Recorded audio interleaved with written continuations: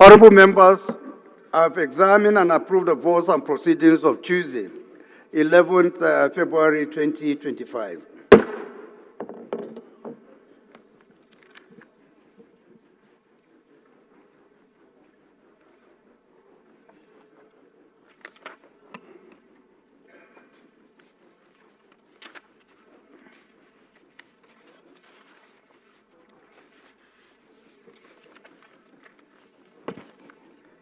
Honorable colleagues, we have some couple of announcements, and I will begin with the recognition of students of Abuja Capital International College who are here to observe our proceedings. Please, can you rise up for recognition?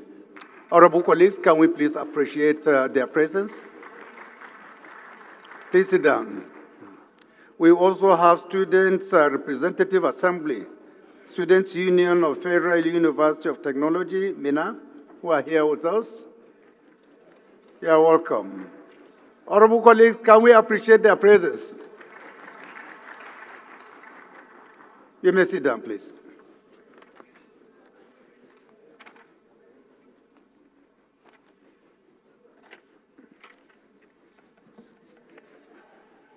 On a sad note, honorable colleagues, we received from one of our colleagues, Honorable Cyril Godwin, the transition to glory and burial announcement of his sister, Wari Opu Orubo Ebitomi Dapa Bire Wilkos.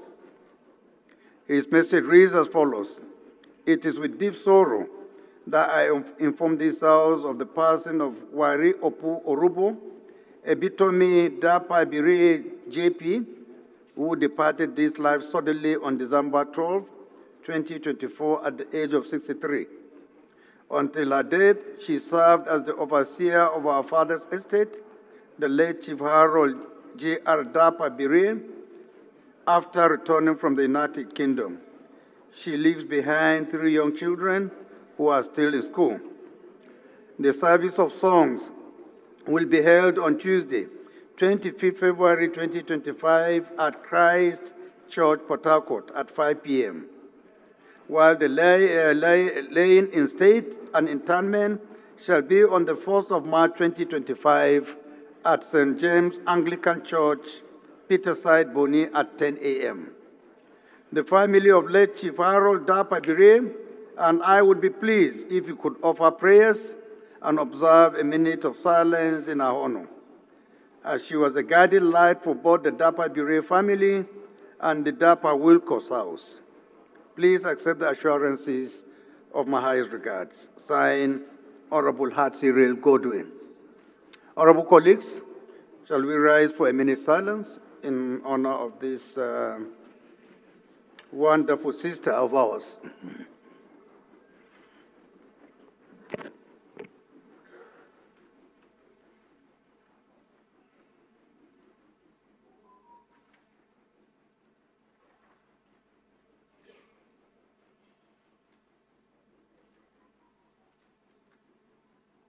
May her soul rest in peace.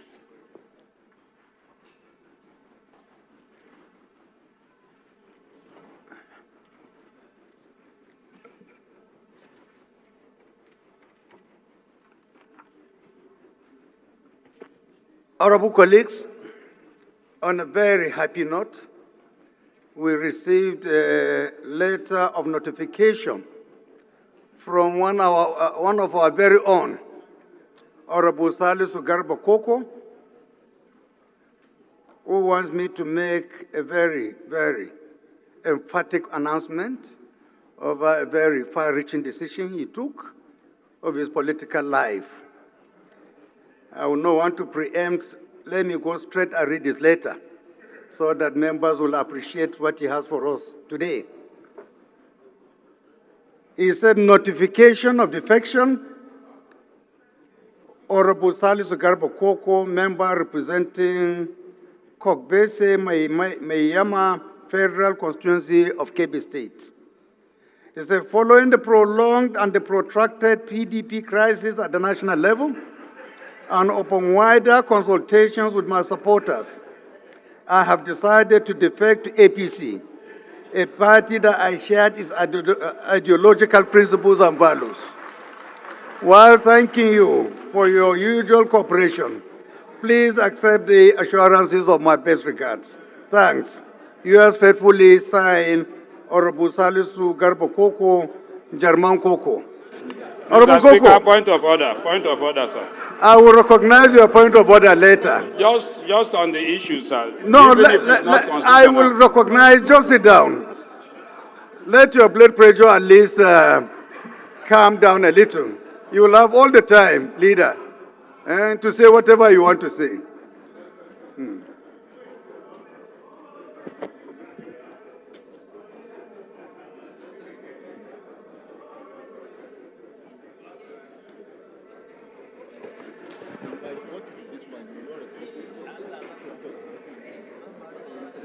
Mr. Speaker, point of order. I don't know where the House leader is going to. We are not swearing in a new member. I have given him the opportunity to take round our new convert. And I would want to urge you, leader, to also follow suit before it is too late. Please, you can join us too.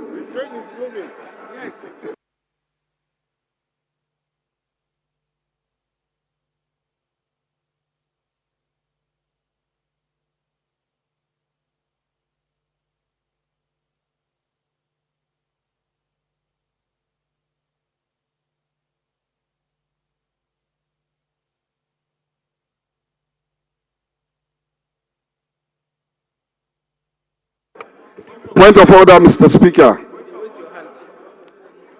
Point of order again? Yes, behind Mr. Speaker. Let me recognize the minority leader first. Okay. He raised the first point of order. Minority leader, please. Mr. Speaker, my dear colleagues, Kingsley Chinda, Obiabo Federal Constituency, I'm an Ikwere man, I'm from Rivers State. Mr. Speaker, my dear colleagues, I rise to correct the very, very, very erroneous impression that was created by the letter written by my colleague, Honorable Koko, that there is a protracted problem within the PDP. That is not true. Let it be on record, because I know that our records form part of public records. There is no protracted problem within the party.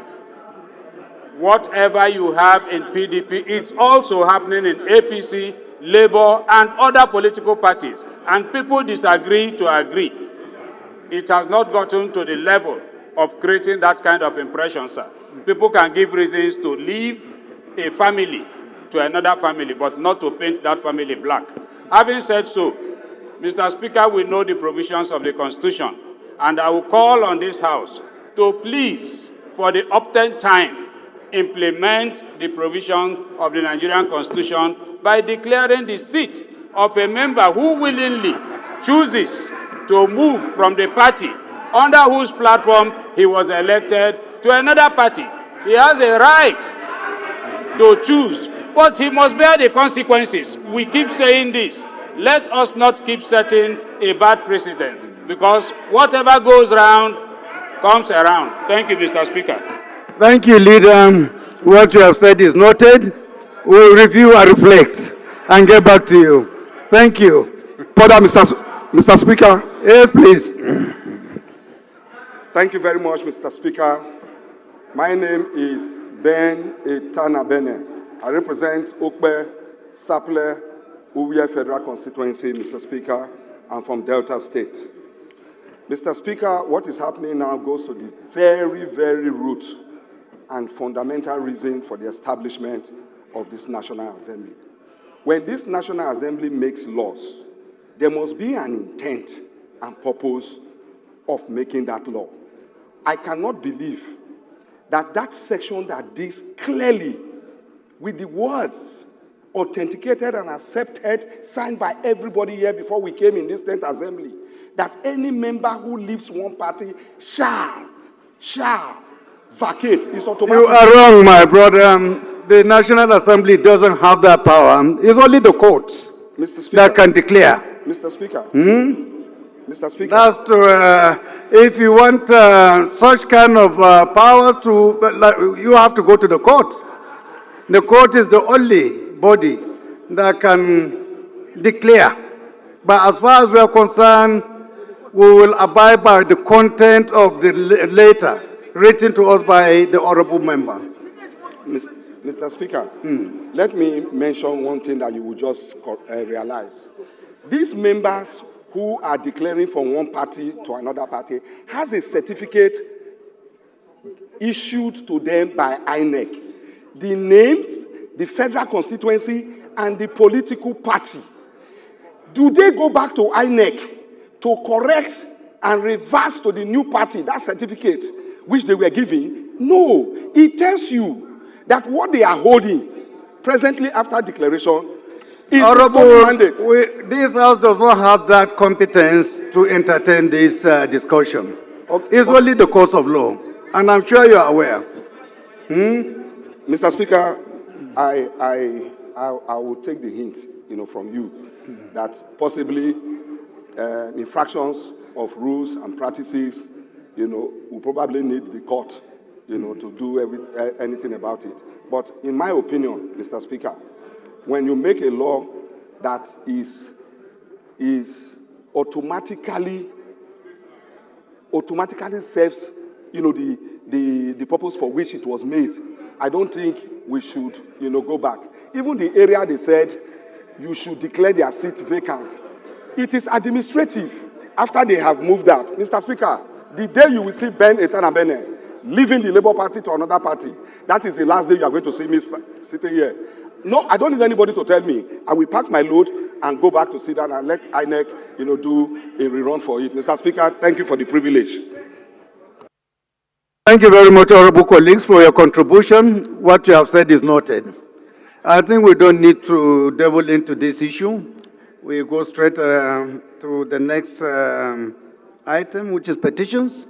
Any member with a petition, please? Honorable Oke is not around to lead. Any member with petition, please? No petitions today. Honorable Oke, I'm disappointed though. Even if there is no one, you should have just fabricate for record.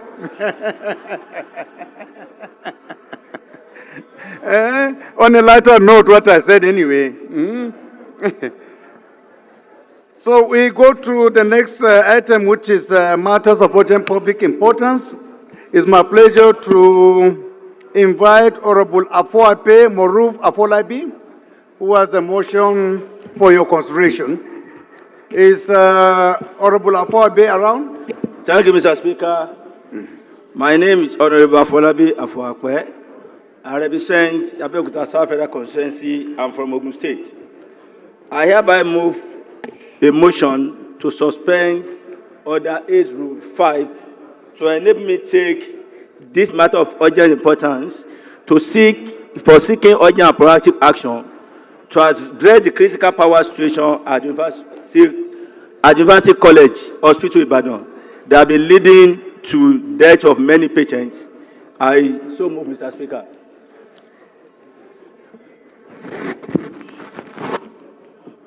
Honorable Fage, are you raising your hand to also declare for APC? Yes. Vote is second. Mr. Speaker, I've prayed for you once, I'll pray for you again. Come 11th Assembly, you will be the Speaker there wearing the red cap of Concosia by the grace of God. Mr. Speaker, distinguished honorable colleagues, my name is Barrister Muhammad Bello Shehu, representing the people of Fege Federal Constituency, a diehard and bona fide Concosia member. I rise to second the motion, assembly moved by my colleague, for it is urgent enough to be heard by this House this morning. Thank you, Mr. Speaker. Those in support of this motion should say aye. Those against should say nay. That is it. The second leg of the motion, Honorable Paul Namchi. Thank you, Mr. Speaker. Namdi is my name. And I represent Ndokwakwa Federal Constituency. Mr. Speaker, I'm from Delta State. I rise here this morning to second the motion ably moved by my dear brother that the matter is urgent enough to be heard. I so second. Those in support of this motion should say aye. Those against should say nay. That is have it. Honorable Maruf, you have the floor. Thank you, Mr. Speaker, honorable colleagues. The House should know that University College Ibadan is the foremost and, of course, a critical institution that provides essential medical services in Nigeria. Furthermore, this institution had previously received medical tourists from abroad and had hitherto generated substantial revenue into the cover of the nation. Concerned, however, that this vital healthcare institution has been thrown into a persistent blackout that has lasted for about 3 months by the Ibadan Electricity Division Company over a whooping electric bill of 495 million slammed on the hospital. Further concerned that the precarious situation has severely impacted the institution's ability to render adequate medical services to the people, resulting in avoidable loss of lives and livelihood, as well as emotional distress to Nigerians. Worried that the situation has become embarrassing to the extent that relatives of patients now bring power generators and solar inverter appliances to the hospital, as well as donor gifting a high power generating set to aid the hospital services. Further worried that the situation has taken toll of the psychological and emotional well-being of Nigerians, eroding trust in the government's ability to provide basic services. The House has been resolved to urge the federal government to declare a state of emergency in the health sector, particularly addressing the critical situation at the University of College Hospital, Ibadan. All the Ministry of Power to ensure immediate proactive steps are taken toward restoration of power to the institution to ensure its continuing functionality. Some of the Honorable Minister of Health before the House of Committee on Health to account for the currents and provide a comprehensive plan to address this ugly situation. Invite the Chief Medical Director of University College Ibadan to provide insight into the situation and collaborate with the Minister of Health to find a lasting solution. Mandate the Minister of Health and Chief Medical Director to provide a detailed report on the action taken to address the situation within the next 2 weeks. And refer this committee for the Committee on Health Institution and Power should take further legislative action and report back to the House within 2 weeks. Thank you, Mr. Speaker. Amendment? Go ahead. Mr. Speaker, I remain Barrister Muhammad Bello Shehu, representing the people of Fege Federal Constituency. I'm from Kano State. Mr. Speaker, I think it is high time. The world is going green. So should Nigeria. This issue of power outage, I think the Ministry of Health and that of Power should be mandated to install solar panels, solar power in all our national hospitals within the country. This is my amendment, Mr. Speaker. I so move. So what are you really amending? That it should be included. Is it the wordings of the prayer or additional prayer? Additional prayer, Mr. Speaker. Additional prayer. Yes, that Ministry of Health should be mandated that national hospitals within the country and FMCs should have solar powers installed in this hospital to avoid this national embarrassment. Thank you. Okay, any seconder to this additional prayer? Yes, my dear sister.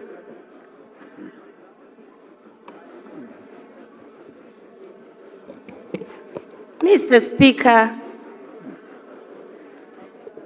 distinguished guests, distinguished colleagues of mine, my name is Regina Akume, representing the good people of Boko Taka constituency. Mr. Speaker, I'm from Benue State. I'm up here to second the motion moved by my colleague. I so second. Thank you. Those in support of this amendment should say aye. Those against should say nay. The ayes have it. Somebody was talking about another amendment. Yes, Honorable Bapa. Mr. Speaker, honorable colleagues, my name is Eliubo for myself. The amendment I want to make on this particular is, rather than saying solar, let us go for alternative energy. That is the amendment I want to make. I so move, Mr. Speaker. I think that's what it means. So that's what will be captured on our books, on our records. As alternative energy sources. Not solar. Yeah. Not solar. Noted. Any seconder to the main motion? Amendment again? Honorable Harris. Thank you, Mr. Speaker. My name is Honorable Uchenna Harris Okonkwo, representing the Idemili North and South Federal Constituency from Anambra State. Mr. Speaker, first of all, I'd like to appreciate the mover of this motion. Mr. Speaker, my amendment would be an additional prayer for the FMCs to actually communicate with the relevant power authorities in regulating the bands in which they are registered under, because a lot of these high tariffs come under the band A or that they are given, and it has been a problem for most of the FMCs within Nigeria. So my additional prayer is for the FMCs to, reach out to the relevant power authorities to see how those bands can be adequately corrected, whether it's band B that would be more ideal for them in order for them to operate better. Honorable Harris, if you read this second prayer, I think it has adequately captured that. He said, all the Honorable Minister of Power to ensure immediate proactive steps are taken towards restoration of power. And I think proactive steps include all other issues that are associated with this. So you think it is not well captured there? Yeah, Mr. Speaker, thanks for noting that, but it's a little bit different because when we put proactive states, it's meaning that we should proactively look to restoring the power. But if they can look specifically into the different bands that FMCs are given, I think that can also help the Honorable Minister to pinpoint, the issues that which are at hand. So you think that paragraph will not capture as part of the solutions what the request he has made here? Mr. Speaker, we need to put it in another paragraph separate. Yes, Mr. Speaker. Okay, any seconder to that? Any seconder? Honorable Anka. Thank you, able Speaker, my honorable colleagues. My name is Honorable Isa Muhammad Anka. I'm from Zamfara State. I want to second the motion heavily moved by, the amendment made by my honorable colleagues. I so second. Thank you very much. Those in support of this amendment should say aye. Aye. Those against should say nay. The ayes have it. Have we gotten a seconder to the main motion? Has it been seconded? Chairman Naseni.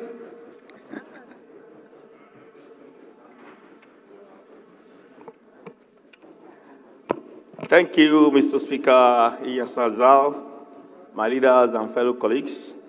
My name is Honorable Taufik Abimbola Ajilesoro. I represent the good people of Ife Federal Constituency in Osun State. I am from the source.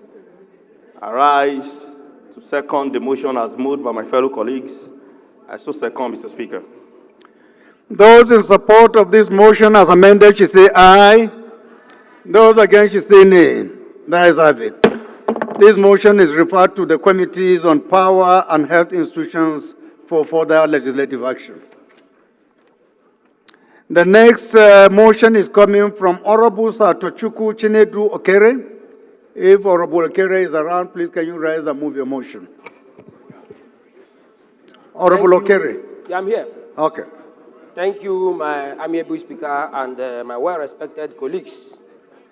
My name is Honorable Sir Tochukwu Chinedu Okere. I represent the entire people of Owerri North, Owerri West, Owerri Municipal Federal Constituency. Mr. Speaker and my honorable colleagues, I am an Owerri man from Imo State.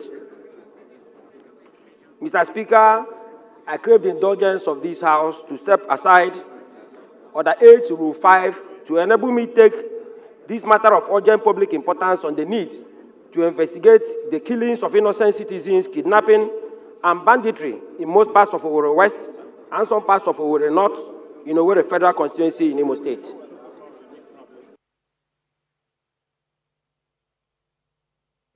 Any seconder to the first leg of the motion? Honorable Cyril.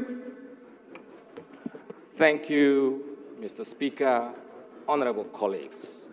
My name is Hart Cyril Godwin.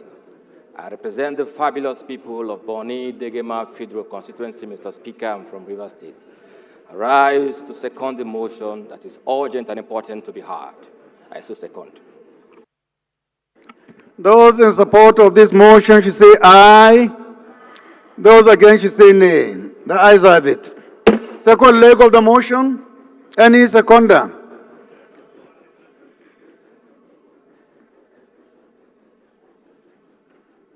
I can't see the face properly. Yeah. Maybe when you rise up, I can see you clearly. Thank you, Mr. Speaker. My name is Ginger Obina Onwusibe. I represent the people of Isialangwa North, Isialangwa South Federal Constituency. Mr. Speaker, I am an Ungba man from Abia State. I rise to second the second leg of this motion. I so second. Those in support of this motion should say aye. Those in support of this motion should say aye. Those against should say nay. The ayes have it. Honorable Okere, proceed please. Thank you, my speaking speaker and my respected colleagues. My name still remains Honorable Sir Tochukwu Chinedu Okere. I represent and speak for the entire people of Owerri North, Owerri West, Owerri Municipal Federal Constituency. I am from Imo State. I rise this day to move this motion on the matter of urgent public importance on the need to investigate the killings of innocent citizens, kidnapping and banditry in most parts of Owerri West and some parts of Owerri North in Owerri Federal Constituency in Imo State. The House notes that the security of lives and properties is the primary responsibility of government as enshrined in the Constitution of Federal Republic of Nigeria, 1999, as amended. The House further notes that despite reports in the past, killing of innocent citizens, kidnapping and banditry in most parts of Owerri West, particularly in Avon, Oforola, Nekede, Ihiagwa, Obinze, Amakohubi, Okolochi, and some parts of Owerri North like Obezena, Abala Olakwo, in Owerri Federal Constituency. Not much has been done by security agencies to stop this unprovoked menace in these communities. The House is aware that the State Governor, His Excellency Senator Hope Uzodinma, has made efforts through the Commissioner of Police and other security apparatus to fight this menace. The House is worried that these attacks have escalated in recent years, leading to humanitarian crises and posing serious and endemic threats to national security. It is unacceptable that constituents, particularly in Owerri West and Owerri North, live in fear of violent attacks. The House is also worried that the indigents who are victims of these wanton killings, kidnapping and banditry may resort to self-help since they cannot stand by and allow these senseless killings continue unchecked. The House resolved to observe a minute of silence in honor of those who have lost their lives to these killings, kidnap and banditry. To urge the Inspector General of Police to take an immediate and decisive affirmative action to put an end to these killings of citizens, kidnap and banditry in these communities in Owerri West and Owerri North by redeploying its security apparatus to protect vulnerable communities and ensure safety. 3, mandate the House Committee on National Security and Intelligence to ensure compliance and report back to the House within 4 weeks for further legislative action. Mr. Speaker and my respected colleagues, I so move. Any seconder? Honorable Badao. Thank you, Mr. Speaker, honorable colleagues. I remain Badao Ahmed Yusuf, and I represent Shannon Away Federal Constituency. Mr. Speaker, honorable colleague, I'm from Kano State. I stand before you, Mr. Speaker, honorable colleague, to second the motion, heavily move my honorable colleagues. Thank you. Those in support of this motion should say aye. Those against should say nay. The ayes have it. This motion is referred to the Committee on National Intelligence for further legislative action. Shall we please rise for a minute silence?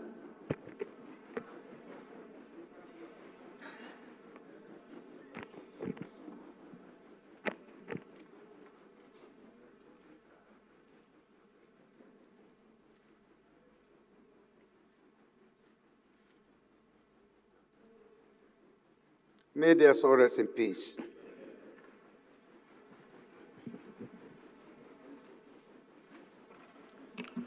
The last but not the least is a motion coming from Right Honorable Said Yusuf Miga.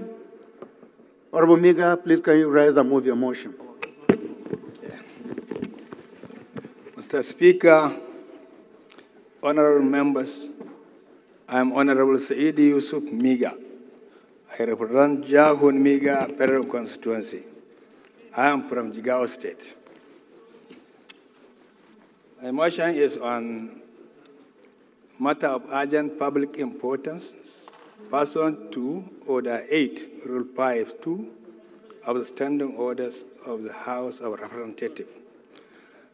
Urgent need for the federal government to intervene in the communal clashes in Jahun Miga Federal Constituency of Jigawa State.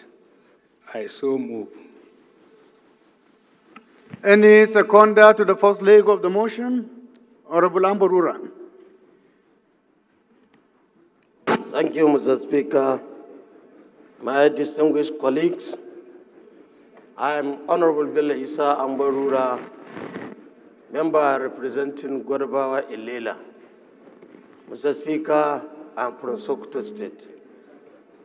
Mr. Speaker, I rise up to second the motion on matter of urgent public importance, ably sponsored by my friend, my neighbor, Honorable Yusuf Miga of Jigawa State.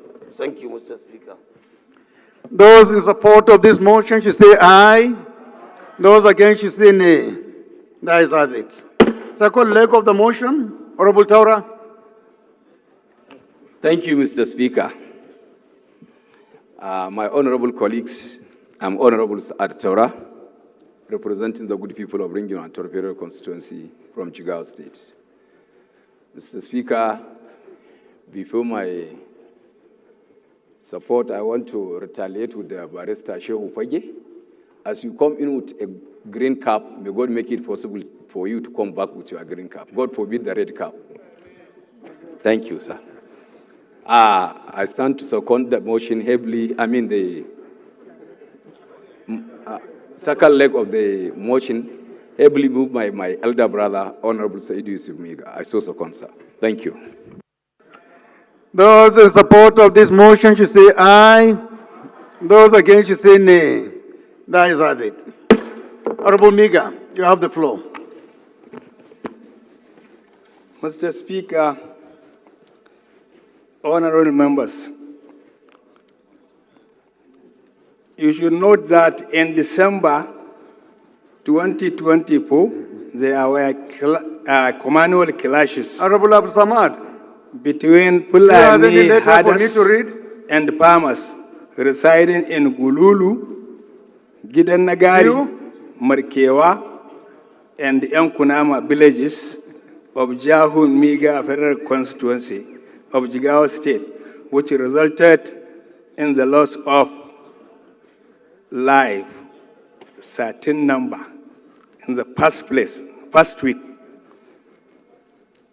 Further note that with grave concern that this persistent crisis between farmers and herders within the most recent incident occurring at Gidan Nagari community on Sunday 5th January 2025, which again resulted in the loss of life, at least 11 lives, making about 24 lives in 2 weeks or in 7 days exactly. Within 2 weeks, or they said 2 months, because it started in December and ended in January, has inflicted a tragic toll on communities marked by loss of lives and the destruction of homes and livestock.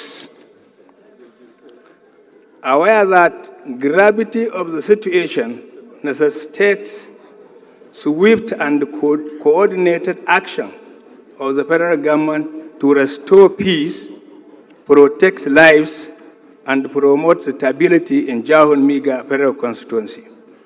Concerns that herders and farmers have been at dragger down in Jahun and Miga local governments, areas of Jigawa state, and tragically, lives have been lost, families displaced, and homes reduced to ashes as the cycle of violence persists.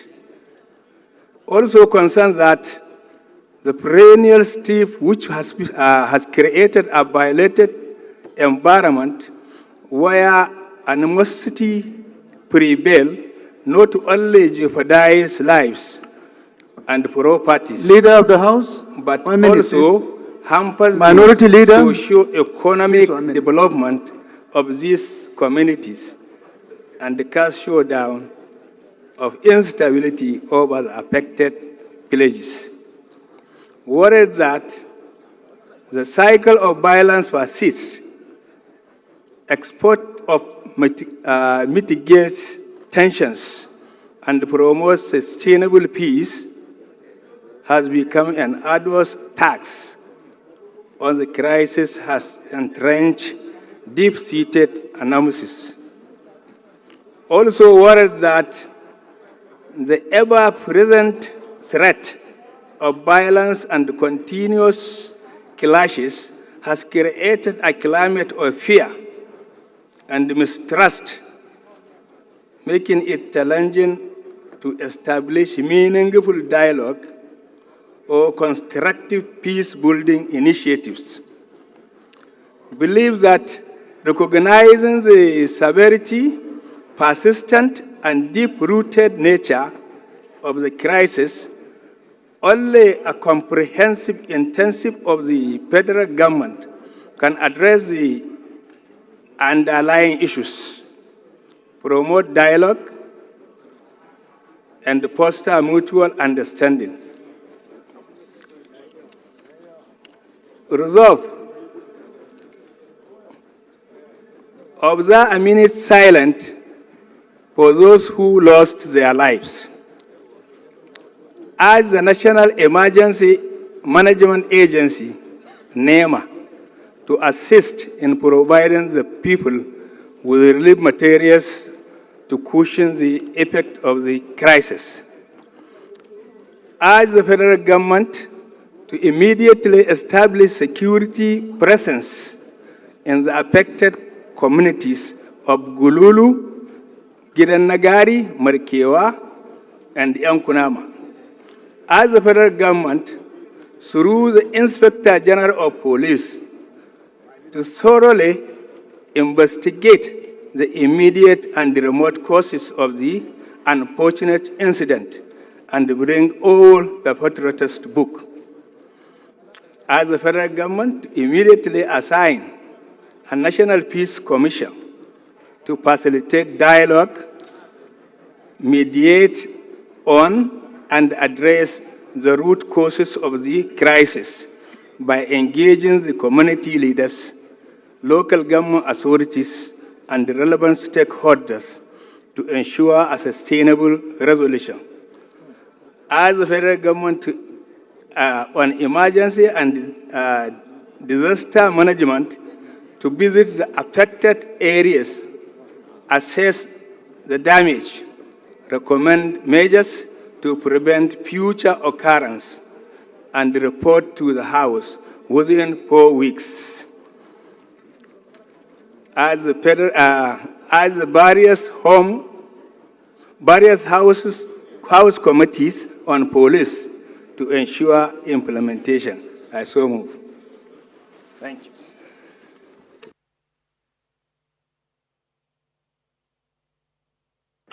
Any seconder? Honorable Maki. Thank you, Right Honorable Speaker. My honorable colleagues, I'm Abubakar Maki Eleman. I'm from Jigawa State. I represent Malamudori Kaugama Federal Constituency. Mr. Speaker, I rise to second the motion heavily moved by my senior colleague. I so second. Thank you, Mr. Speaker. Those in support of this motion should say aye. Those against should say nay. That is it.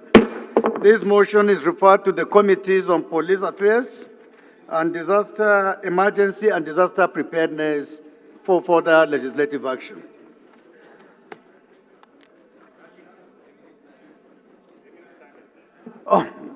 Honorable colleagues, please shall we rise for a minute silence.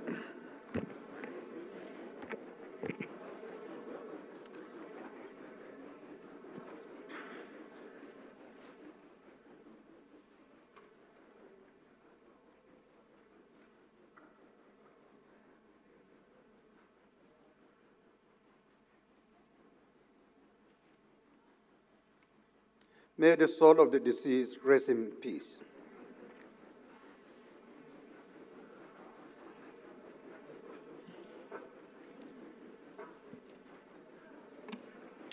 Mr. Speaker, point of order. Is it Honorable Mascot? Honorable Agocha, sir. Okay, Honorable, please go ahead.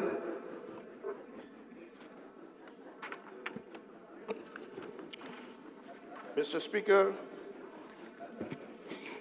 distinguished colleagues, Mr. Speaker, my name is Honorable Obi Agocha. I represent the good people of Iguano, Umahe North and Umahe South Federal Constituency.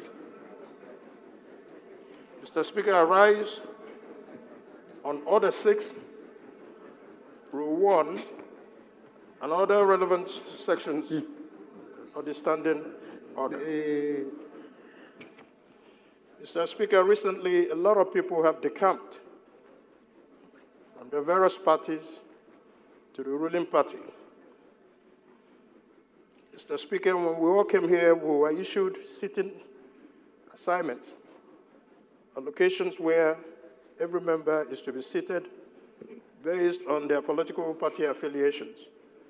Whether you are APC, as the ruling party, to the left, and other opposition parties to the right. Mr. Speaker, all those who, for one reason or the other, have defected to the ruling party must be compelled to leave this section of the opposition parties to the ruling party, or they will... Honorable, I don't think what you are saying is correct. Sittings are not done on the basis of party. Not at all. Only leadership role. That's where you recognize parties, other than the first row, which is dedicated to ranking members and principal officers. Every other row is allocated just on the basis of your ranking, your state, and other parameters, but no party. So nobody is allocated any seat based on his own party, no. Okay, so your point of order is overruled. Thank you. Thank you, Mr. Speaker. It's okay.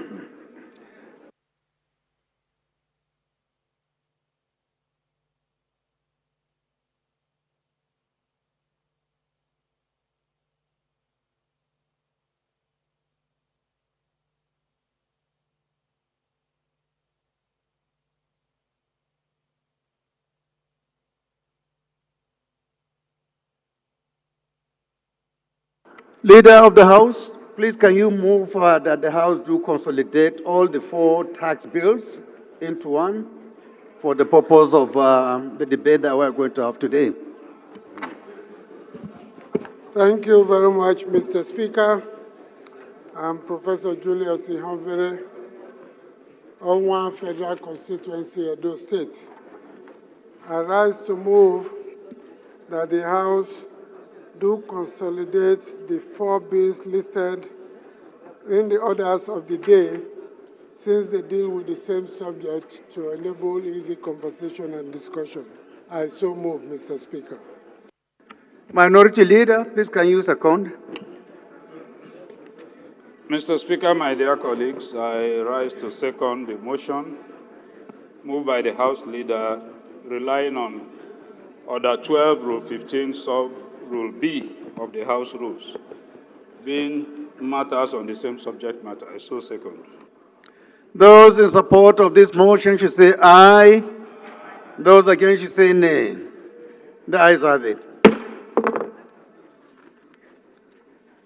Honorable colleagues, the first order of the day is commencement of debate on the general principles of a bill for an act to provide for the assessment, collection of, and accounting for revenue accruing to the Federation, federal, states, and local governments, prescribe the powers and functions of tax authorities, and for related matters, standing in the name of the House Leader. Since we are consolidating, I will read the second one, which is second order of the day, which is commencement of debate on the general principles of a bill for an act to repeal the Federal Inland Revenue Service Establishment Act number 13, 2007, and enact the Nigeria Revenue Service Establishment Bill to establish Nigeria Revenue Service charged with powers of assessment, collection of, and accounting for revenue accruable to the government of the Federation and for related matters. The third order of the day is commencement of debate on the general principles of a bill for an act to establish Joint Revenue Board, the Tax Appeal Tribunal, and the Office of the Tax Ombudsman for the harmonization, coordination, and settlement of disputes arising from revenue administrations in Nigeria and for related matters. The fourth order of the day is commencement of debate on the general principles of a bill for an act to repeal certain acts on taxation and consolidate the legal frameworks relating to taxation and enact the Nigerian Tax Act to provide for taxation of income, transactions, and instruments, and for related matters, all standing in the name of the House Leader. Honorable members will recall that the bills were read the first time on Tuesday, 8 October 2024. I now invite Honorable Julius, the House Leader, to move that the bill be read second time. Thank you very much, Mr. Speaker. I rise to move that the bills HB 1756, HB 1757, HB 1758, HB 1759 as consolidated be read a second time. I so move. Minority Leader. Mr. Speaker, my dear colleagues, I rise to second the motion. I so second. Those in support of this motion should say aye. Those against should say nay. The ayes have it. Leader of the House, can you move? Sorry, can you lead in the debate?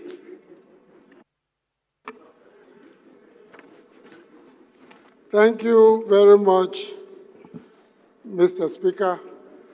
My dear special colleagues, I feel very humbled and privileged to lead the debate on the bills recently listed and consolidated, famous tax bills. Mr. Speaker, I would like to begin by thanking Mr. President for the courage to address this issue of reforming the tax sector, so to put it. It's been there, multiple collection, multiple diversion, and so forth. but he had the courage to, for the first time, bring a bill in here to deal with the problem. I also want to thank you, Mr. Speaker, with the courage and maturity with which you have handled this issue, in spite of the tendencies and trends and tensions it has generated. I would also like to appreciate our governors for the role they played in putting this up for conversation and reaching a conclusion in the interest of the nation. And finally, I want to thank our colleagues and those that expressed their reservations in different ways, did it because of the respect they have for this House and for us to perform our duties as legislators. I want to thank them for that courage, for that vision, for that commitment and dedication to the principles of democracy and the rules that guide relationships in this House. Having said that, Mr. Speaker, the focus of the tax reform bills, essentially, to ensure a total overhaul and modernization of the tax system, which is chronically outdated and one of the most backward on earth. Second, to drive Nigeria's economic transformation, a transformation that we've all been part of, trying to reposition, refocus, and redirect the processes of production, accumulation, and exchange in order to improve the lives of the ordinary person. Empower our citizens and support households through several concessions that have been made, as I will be listing very shortly. Enhance revenue mobilization and ensure that a conducive and competitive environment for investments.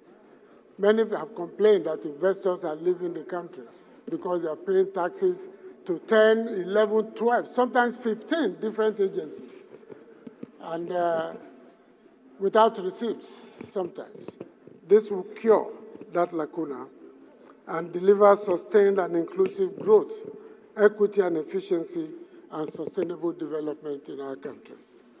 These are lofty goals, and we can only pray that we do our part and then let the nation do its part in the interest of our people. As we all know, these four consolidated bills were read by the Speaker earlier. The Nigeria Tax Bill, the framework for the imposition and harmonization of the major taxes, corporate tax, capital gains tax, personal income tax, stamp duty, value-added tax, etc. There are so many, legion of them. The Nigeria Tax Administration Bill provides the legal basis for tax management, covering taxpayer identification, registration, assessment, collection, enforcement, and technology. The Nigeria Revenue Service Establishment Bill replaced the FIROS, Federal Inland Revenue Service, with the Nigeria Revenue Service, NRS, to perform the role of revenue administration. And finally, the Joint Revenue Board Establishment Bill to transform the Joint Tax Board into the Joint Revenue Board with expanded mandates and responsibilities. These are the taxes we've now put into one because they're dealing with the same matter. Are there any benefits to this kind of engagement we're about to undertake? Having studied the tax bills myself and taking the time to compare with some African countries, notably Egypt, Morocco, South Africa, Ethiopia, and Namibia, I could see the benefits that have been enunciated for Nigeria and Nigerians in this tax bill. I will not go through everything that I have on my paper so that my colleagues can contribute. But suffice to say that these reforms for individuals, for the ordinary Nigerian, the youth, families, will benefit extensively because for the first time, there will be a complete exemption of low-income workers earning up to 1 million naira per annum from pay as you earn. They will no longer need to pay any tax whatsoever. The minimum wage, at least that is about 83,000 naira a month, which is above the minimum wage. So anybody on minimum wage, either in the public or private sector, will not need to pay that tax. It reduces the payee tax for those earning a monthly salary of 1.7 million or less. Zero VAT on food, healthcare, education, electricity generation, and transmission. If you are involved in any of these activities, it is zero VAT. I'll just mention one or two more.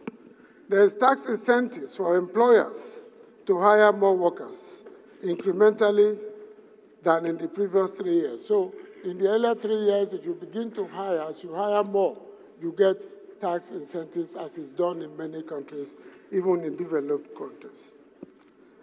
There are several products that have been listed that are now exempted from the VAT. Baby products, renewable energy. So if you are going into solar business, you will not pay VAT. And so on and so forth. Our small businesses, since this is the focus of this administration, to support small businesses and expand the economy so that we can collect even more taxes as they grow in their businesses. Also have a lot of incentives in this new tax regime. There is an increase in the tax exemption threshold for small businesses with annual turnover of 25 million. So if you are at that level, to 25 million to 50 million will be the threshold under which you will be exempted from tax. Exemption from company income tax for small businesses, tax will be at 10%. Elimination of withholding tax deduction of small business income for small businesses. These are innovations which I believe will benefit our country. There is also the introduction of the Office of Tax Ombudsman to protect vulnerable taxpayers against arbitrary tax assessments. And the bill requires that all tax disputes must be resolved by the Ombudsman in 14 days, not the current practice where in a year you'll be going to the tax office every day and they'll be running you up and down with no solution. Now it is mandatory that in 14 days, every tax dispute must be resolved. And I believe that even for businesses, the major businesses and investors, there is a whole array of exemptions and that have been created in the new bill, including faster tax refunds within 90 days, tax reduction for expenses incurred by startup companies, so that they are not killed in infancy. And I believe that for high income and high net worth individuals, there are also some streamlined exemptions for them. Mr. Speaker, we've had a lot of debates on and off this floor. We have had caucus meetings to discuss and look at the benefits and advantages of the bills and to identify some of the shortfalls. And we know that even for subnational governments, there are a lot of incentives that come in these new bills. Our governors have spoken very, very clearly and loudly and have presented a roadmap which has been accepted to by the president himself. And that has calmed the nerves of everybody in all parts of the country. For those who have not seen the statements of the governors, let me spend 2-3 minutes on that. First, they reiterated, I'm using their word, their strong support for the comprehensive reform of the tax system to enhance fiscal stability and be in step with global best practices. Words of our governors. 2, they reviewed the VAT sharing formula to 50% equity, 30% derivation, and 20% population. This has also been accepted. They also said there should be no increase in the VAT rate. Also accepted. No increase in corporate income tax, the CIT. Also accepted. Continued exemption of essential goods and agricultural produce from VAT to safeguard the welfare of Nigerian citizens. This has also been accepted. No terminal clause for third fund. This has also been accepted. No terminal clause for Nasani. Also accepted. No terminal clause for NITDA.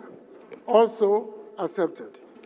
And this is the last paragraph in the statement of the governors, and I quote, "The meeting supports the continuation of the legislative process at the National Assembly that will culminate in the eventual passage of the tax reform bills," unquote. This is the Nigerian Governors Forum. So what we're doing here is not only an affirmation of what they believe in, but it's a continuation of what we started earlier, which is what we believe in as part of our own duty. My dear colleagues, Mr. Speaker, a time comes in the history of every nation, community, of people, when they must pause to look behind, see where they are coming from, what mistakes they have made, what obstacles they have encountered, how they fought battles, how they won, and those that they lost. Review their present and map out a future for themselves. And that future must be better than the present, otherwise they have been wasting their time. And leaders who are responsible for not mapping out a better future, when the history of that community is written, their pages may be blank because they did nothing positive. Let us be remembered that under the leadership of our dear Speaker, and in our time, we were part of that movement, that process that looked at the tax bills, consolidated them, put in the reform process to the betterment of our country so that production will be enhanced, job creation will be enhanced, security will be enhanced, we'll mobilize more money that will go to the local governments and the states, and that will empower the institutions and sectors and promote the energy of the factors and forces of production and exchange in Nigeria. That way, we would have been part of history, positive history, good history. I want to thank you, my colleagues, for listening to me, and I hope that we'll have a very positive conversation on this matter. Nigerians are waiting to hear from us that we have taken the right step in the right direction at this very moment. Thank you, and may God continue to bless us all. Thank you, Leader, for a powerful opening. Members, whoever is given the opportunity to speak should only speak for 1 to 2 minutes, because we have so many people who will want to contribute, and time is not on our side. So please try to summarize, articulate whatever you want to say, and say it within a minute or two. Okay? I'm sure our 2 timekeepers are there. Once you try to exceed the 2 minutes, they will call you to order, particularly the new blood that we have just brought on board, who is eager to start his work. I'm sure he will start it emphatically. So let me start from the minority leadership. Honorable Ali Jesse. Thank you very much, Mr. Speaker, my very respected honorable colleagues. I remain Honorable Ali Issa JC, PhD, representing Balanga, Plenary Federal Constituency. I am from Gombe State and the minority whip of the House. Mr. Speaker, my honorable colleagues, let me start by commending the leadership and the Honorable Speaker for taking time to do more consultations, particularly on this bill that Nigerians are worried about, that Nigerians have so many concerns about this bill. Mr. Speaker, you have saved a lot of issues or crises last year when there was so much pressure that the National Assembly should quickly take the bill within the shortest period of time. The consultations have enlightened a lot of Nigerians, but we still have a lot of concern. We have concern, Nigerians have a lot of concern, and I believe this House that belongs to the House of Nigerians will do the needful at appropriate time. Mr. Speaker, some of the areas of concern by me and a lot of Nigerians, particularly we that are at the lower level, Nigerians are very, very concerned. How low? No, not my height. Not my height, Mr. Thank you, Minority Leader, for the correction. Mr. Speaker, Section 146 proposes a gradual increase from the current 7.5% to 10% this year, then next year to 12.5% on VAT, that is value-added tax. While government can come with a lot of policies that can allow them implement some of their things, but still government have to also look at the economic hardships Nigerians are facing. The increase will definitely cause a lot of increase, particularly on food item, transportations, and the living standard of a common man. So government have to look at that, and maybe when at appropriate time, the National Assembly has to look at ways, if there's any way we can even reduce the tax so that Nigerians can have a lot of opportunities. Also, there's also introductions of development levy, which will also cause a lot of additional taxes. Apart from the recent increases in petrol, after removal of subsidy, the increase in electricity tariffs, and a lot of other increases, Nigerians are watching and waiting to see if there's other opportunities to support or assist the common man. Mr. Speaker, today, the international organizations have analyzed the Nigerian life expectancy rate to above 50%. I'm also the whip.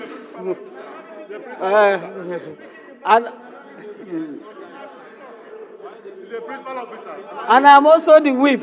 You are also a whip, I'm also a whip. So my whip may be both stronger than yours.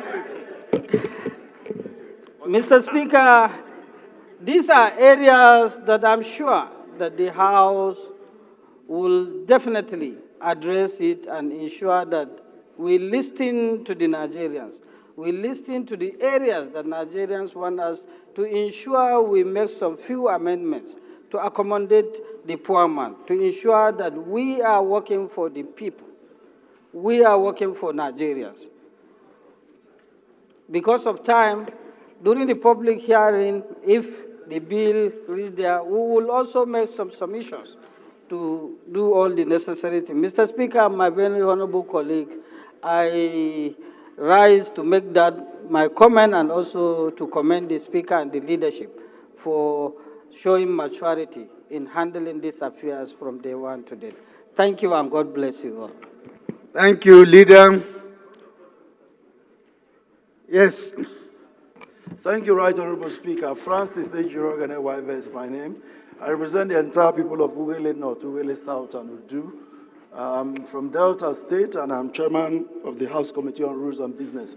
Our leader is speaking now, perhaps a slip of tongue, that if the bill gets to public hearing, it's our procedure, and this bill will definitely get to... No. Chair, I rule you out of order.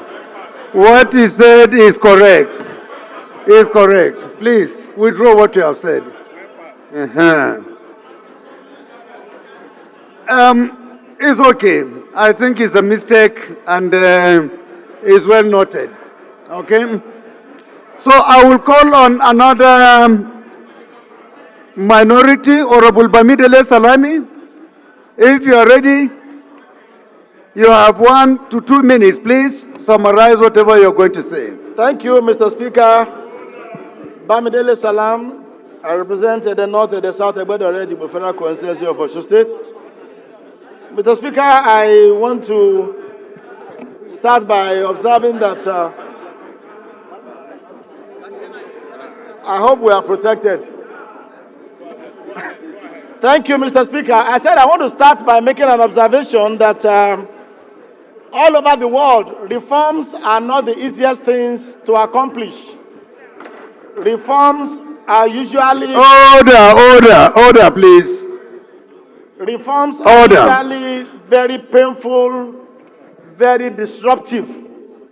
But reforms are always essential, needed, especially when countries realize the fact that they need to hurry up in the journey of development. And so I want to start by commending the President of the Federal Republic of Nigeria, who is the leader of government, who has brought this reform bill to the National Assembly. Because if we look at our tax laws in Nigeria, they have been some of the most obsolete, some of the most duplicative, if not multiplicative, of tax laws anywhere in the world. And if we're going to be honest with ourselves, these have resulted in stunted growth in most of our sectors, as well as dissuade investors from coming into this country to exploit and explore the greater opportunities of the resources that we have because of the lack of ease of doing business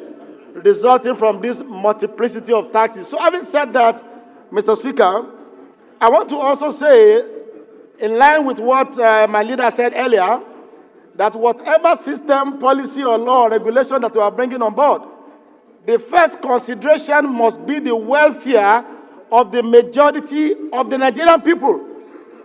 Those who can hardly afford to have 3 square meals, to afford good education, good healthcare system. And so when we look at any piece of legislation being proposed by the executive, especially as minorities, we ask ourselves, how does this law make life easier for the common man? How does it make it easier for people to access the basic things of life and contribute meaningfully to economic development? According to the majority leader in the lead debate, he has enunciated a lot of benefit that we have seen here, which I also adopt. But I want to say one more, Mr. Speaker, and that has to do with the principle of entrenching true federalism. Whatever legislation we are going to pass must ensure that more monies go to subnationals, the local government, the state government, because they are the closer tiers of government to the people. And this particular bill, I want to note, has made adequate provision for having more of the VAT proceed going to state government from what used to be the share of the federal government, from 15% to 10%, which I think is very, very commendable. Just like when the issue of the fuel subsidy came on board. Now more state and local government get more money. And the attention of Nigerians must be on how government that earn more money will now spend those money. So, Mr. Speaker, I want to say that I support the general principles of this bill, and I'm sure that by the time it gets to the public hearing stage, more members of the public and interest will be able to come on board to add their voice on the need for us to have this reform on time, so that it doesn't become, like the reform in the oil sector that was delayed for over 20 years, that by the time we just woke up to pass the Petroleum Industry Act, it was almost becoming belated. I do hope that this bill passes through the second reading, Mr. Speaker, and I do support the second reading motion. Thank you very much. Thank you, Honorable Salami. The next person based on my list here is going to be Honorable Stanley. Please allow Speaker to continue this business so that we have... Honorable Stanley, please. Please. Thank you. Anyone who wants to speak, please, you just indicate, I will call your names. I promise each and every one of you who wants to contribute will be given the opportunity. Thank you, the Right Honorable Speaker, the Ian Zalzal. I remain Honorable Adedeji Stanley Olajide. I represent the people of Ibadan Northwest, Southwest Federal Constituency of Oyo State. Mr. Speaker, the general principle of this bill... Am I protected, Mr. Speaker? Please, honorable colleagues, let's be silent, please. Thank you, Mr. Speaker. I want you to know anyone who wants to talk will be given the opportunity. Everyone will have the opportunity to speak, but within the allocated time. Yes. Okay? Every day we gather here, we move motions, we move bills to create new agencies. Federal health institution, universities, College of Educations, ICT centers. We create a lot of agencies every day in this institution, Mr. Speaker. I also want you to know that all of these things we are planning to create, we will require a lot of money for them. The whole world is talking about artificial intelligence in order to grow our economy. We are going to require a lot of money for them. The general principle of this bill would allow us... Please, order. Can we please get seated? Please. Order, please. Order. Order. Thank you, Mr. Speaker. The general principle of these bills will allow us the level of funding that we need as a nation to grow into the next generation. Be mindful that about a week ago, Mr. Speaker, the President of the United States made a pronouncement that $500 billion will be spent for artificial intelligence. All of these things, Mr. Speaker, require a lot of funds. Mr. Speaker, I also want to say this, that yes, we have looked at some of these things and we know today that actually reforming our taxation laws is the right way to go. Mr. Speaker, a front recorder, please collect that paper. With due respect for our members, they are to be seated and then they will be attended to. Mr. Speaker is going to pick them. Is becoming rowdy, please. Mr. Speaker, on a final note, I support the general principle of this bill. Honorable members, please, let's be seated. Mr. Speaker will call us one by one, please. Please go ahead, conclude. So, Mr. Speaker, on a final note, if you look at all the frameworks that is being put in place, you look at the policies that be put in place, we believe that these are what we need to take our nation to the next level. Thank you, Mr. Speaker. I so submit. Our next speaker will be our brand new Deputy Whip, Honorable Ibrahim Isiaka. Thank you very much, our own quintessential speaker with substantial values.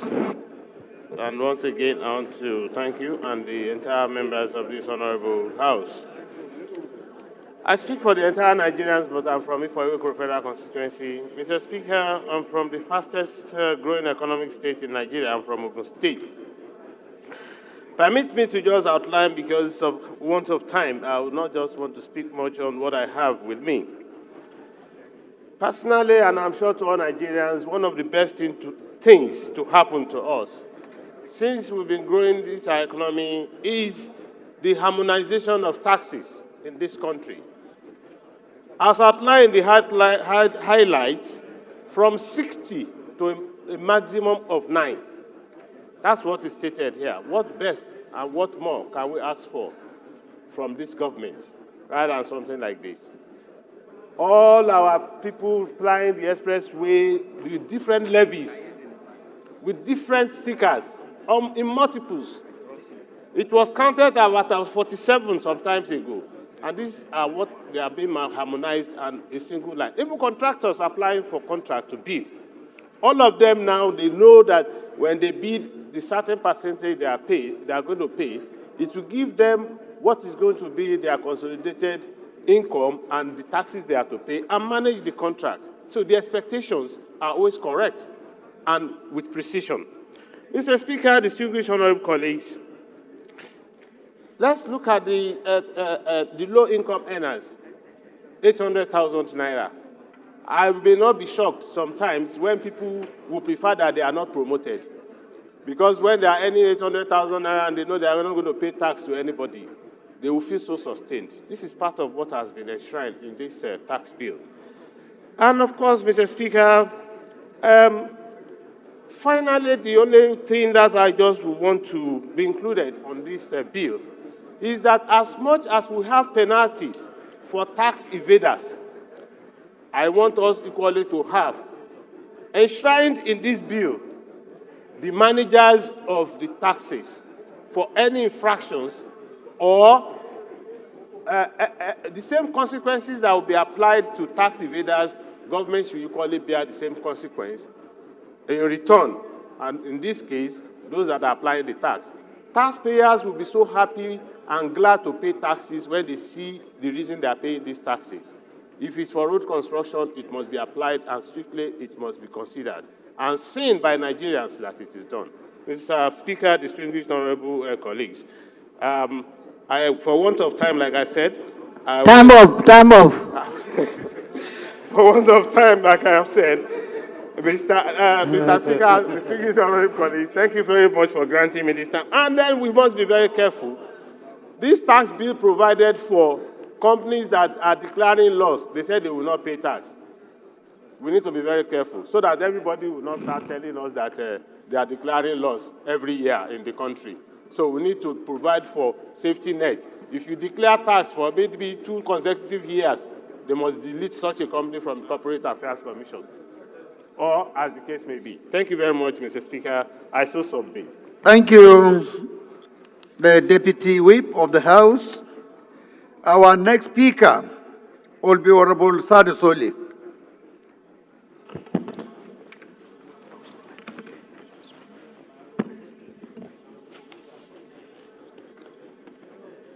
Honorable Speaker, my name is Sada Soli, GBI, representing GBI Kaita Federal Constituency. Mr. Speaker, I'm from Katsina State. Mr. Speaker,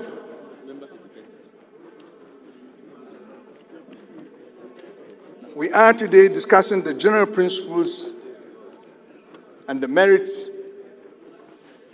of this bill tagged Tax Administration Bill 1756 HB.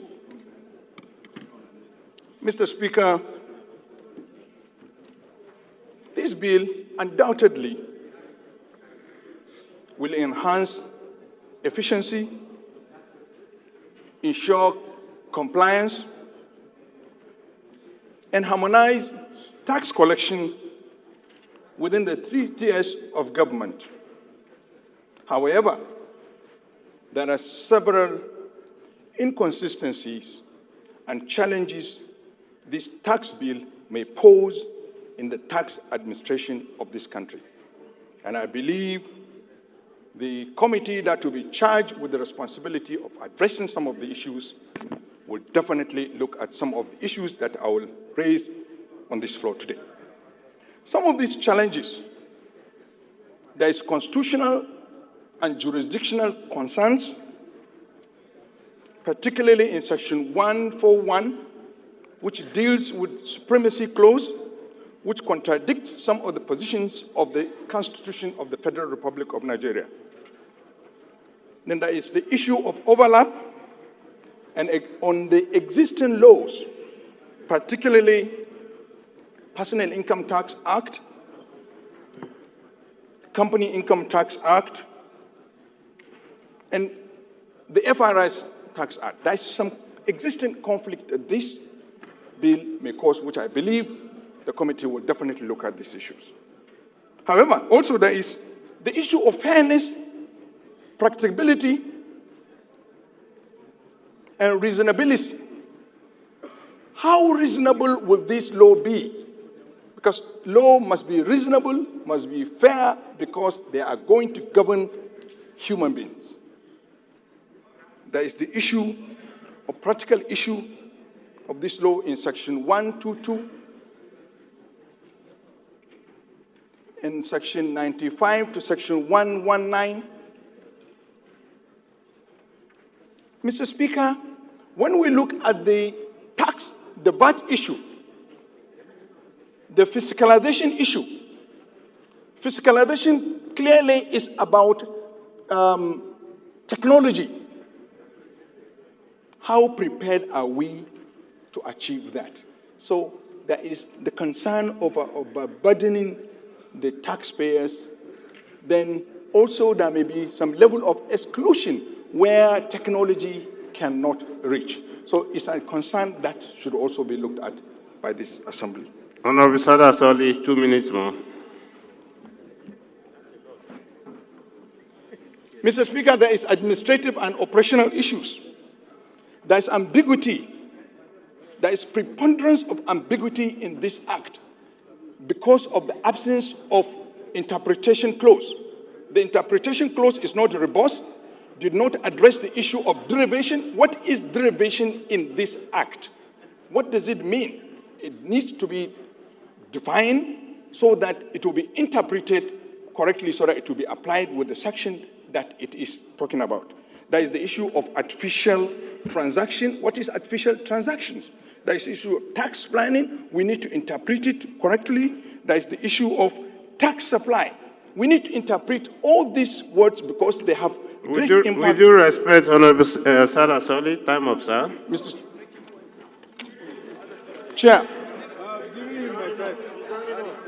Honorable Sada, please, just round up, please. Try to round up as quickly as possible. Mr. Speaker, there is the concern of equity in section 77, where it talks about 60% of derivation to states.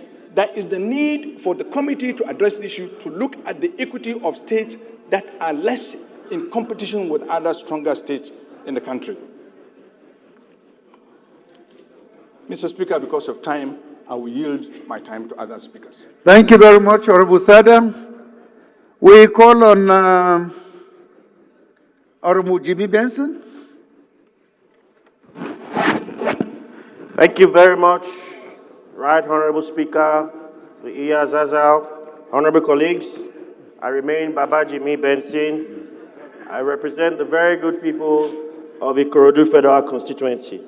Mr. Speaker, I wanted to raise the exact points my good brother from GBR had raised about fairness, equity, and justice. He has espoused his points tremendously well. And he has also shown empathy. He has put faith in the committee that if this bill is passed for second reading, he has said that that committee should look into those points that he has highlighted. And to make matters easy as well, the governors have addressed most of the issues raised by him. They've spoken about the derivation.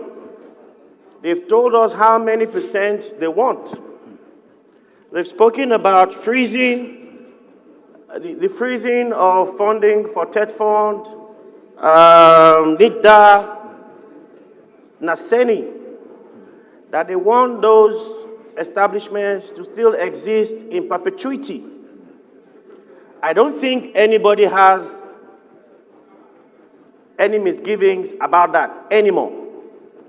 I think that the governors have spoken as true Democrats, as true lovers of Nigerians. And when I look at the tax bill, 2 minutes. And when I look at the tax bill itself, sir, it is so state-centric. It gives a lot of more money to states.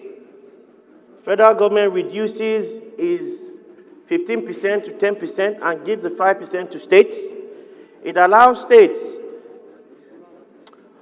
collect stamp duties, things that were not done before. It allows states get enhanced collection because it unifies all taxes. Honorable Jamie Benson, time up. And above all, sir, You are doing well. the tax law that we're talking about was promulgated in the 1930s. That should not be where Nigeria should be today, sir. I commend you, Mr. Speaker, for standing in the interest of Nigeria. I commend Mr. President for having the balls to do this at this critical time. And I commend our lawmakers. I mean, Sada Soli has spoken very, very well. All he wants and all we all want is to be able to negotiate, build consensus, and find a win-win situation for all. Nobody wants to oppress anybody. We want equity, justice, and fairness. Thank you, sir. You're welcome. Thank you. Speaker will be Honorable Nlolim Naji.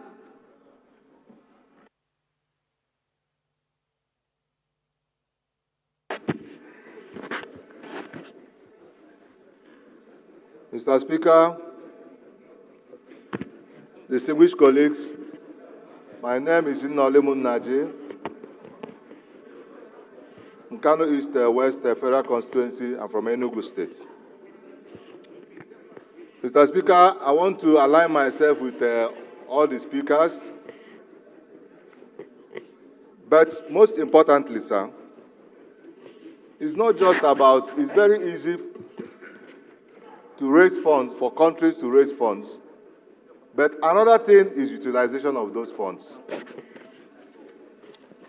I feel that if these tax bills are passed, that the funds generated should be properly utilized. The funds generated should be channeled towards amenities, basic amenities that will enhance the livelihood in our country.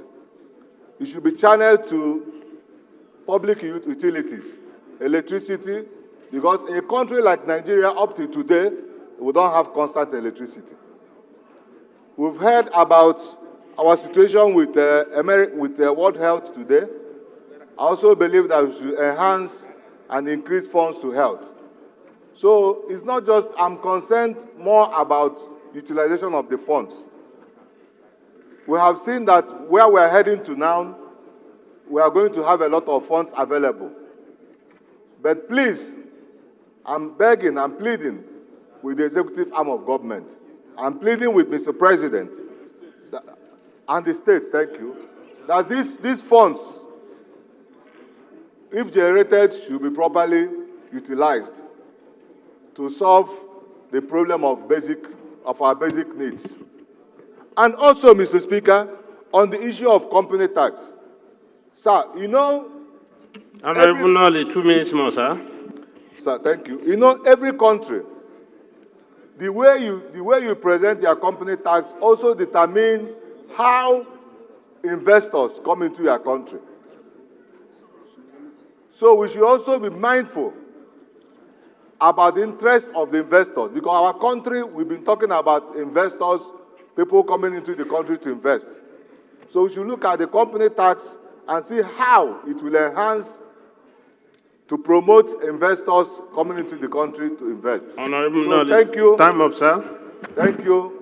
Let me appreciate Mr. Distinguished honorable colleagues. Undoubtedly, the reforms are an integral part of development that we know. The bills before us today, honorable colleagues, I remain Architect Ibrahim Al-Mustafa Aliyu, as earlier mentioned by the Right Honorable Speaker. The bills before us tend to address some fundamental issues that have to do with the revenue generation in the country. Honorable Igarue, please can you approach? approach the chair. Therefore, Honorable Waide. Thank you very much, Mr. Speaker. Reforms are an integral part of nation's development, and the bills before us tend to address some of those perceived gaps in revenue generation as we drive towards development. I therefore commend the President for bringing the bills and the Speaker for managing the bills to this level when all concerned have given their input. And before us, we have memorandums from different angles, from the governors, from other citizens of the country. And I believe even we, the honorable members, must have gone through the bills, improving